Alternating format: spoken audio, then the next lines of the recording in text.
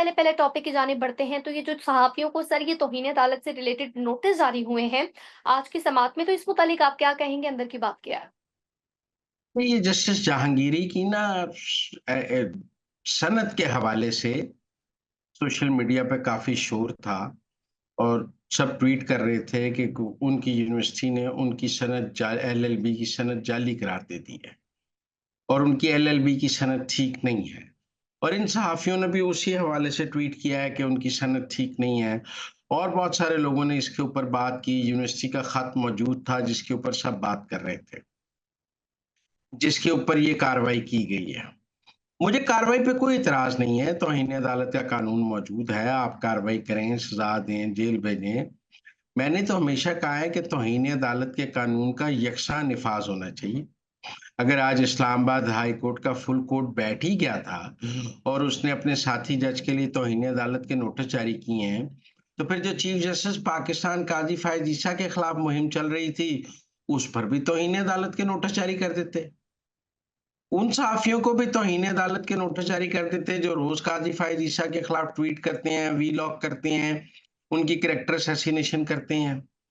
ये तो नहीं हो सकता कि इस्लामाबाद हाई कोर्ट के जो सिर्फ जहांगीरी साहब तक ही तौहीन अदालत हो और चीफ जस्टिस पाकिस्तान की तौहीन कोई तौहीन ना हो। या हम ये कहना चाहते हैं कि इस्लामाबाद हाई कोर्ट का जो फुल कोर्ट है, उसको चीफ जस्टिस पाकिस्तान की तौहीन से कोई सरोकार नहीं है। वो सिर्फ अपनी ज़ात की हद तक अपनी ज़ात का तहफ़्फ़ुज़ करने पर यकीन रखता है। वो चीफ जस्टिस पाकिस्तान की ज़ात का तहफ़्फ़ुज़ करने पे यकीन नहीं रखते। उनका ख़्याल है वो जाने और चीफ जस्टिस जाने। अगर चीफ जस्टिस को अपने खिलाफ चलने वाली मुहिम पर कोई फ़र्क नहीं पड़ता तो ना पड़े, हमें तो बड़ा फ़र्क पड़ता है, हमारी इज़्ज़त को रफ़ात है, हम तो सज़ा देंगे।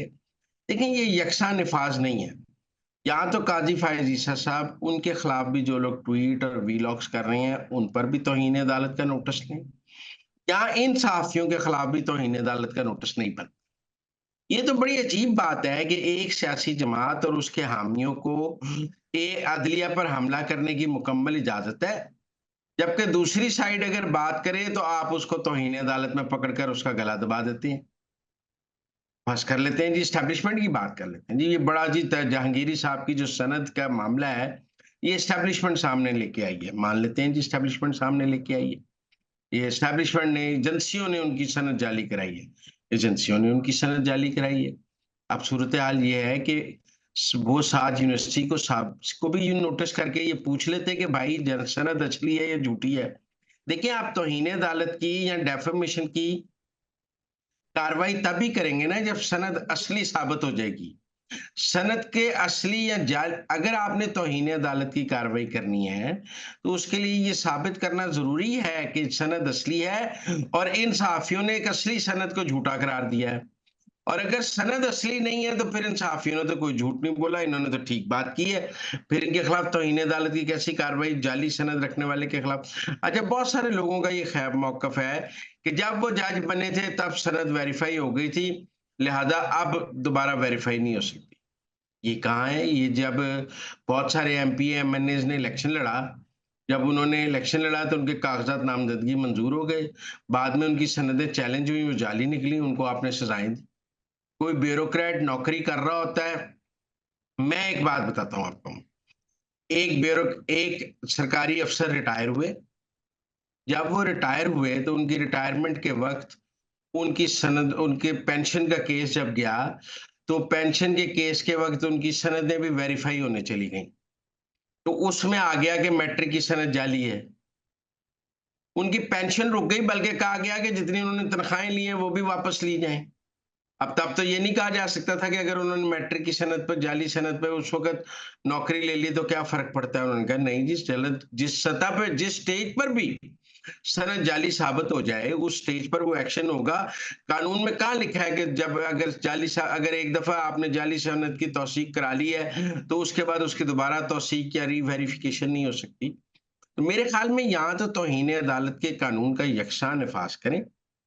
आप जिन बाकी जजेस के खिलाफ भी मुहिम चलाई जा रही है, बहुत सारे हमारे जर्नलिस्ट दोस्त चला रहे हैं, एक सियासी जमात तहरीक इंसाफ चला रही है, रोज़ाना ट्वीट करती है जजेस के खिलाफ, रोज़ाना chief justice Islamabad high court के खिलाफ करते हैं, चीफ जस्टिस सुप्रीम कोर्ट के खिलाफ करते हैं और जजेस के खिलाफ करते हैं।